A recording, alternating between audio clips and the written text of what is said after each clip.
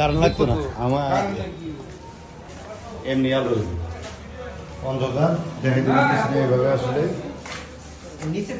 যেটা একটা ফ্ল্যাট এখানে একটা বেডরুম ভিতরে একটা ফ্ল্যাট কয় মিনিট বাড়ি এটা 4 মিনিট বাড়ি একটা ফ্ল্যাট এরকম দোতলা তিনতলা যা আছে সব ফ্যান সিস্টেমে না উপরে উপরে রুম সিস্টেম হচ্ছে রাস্তা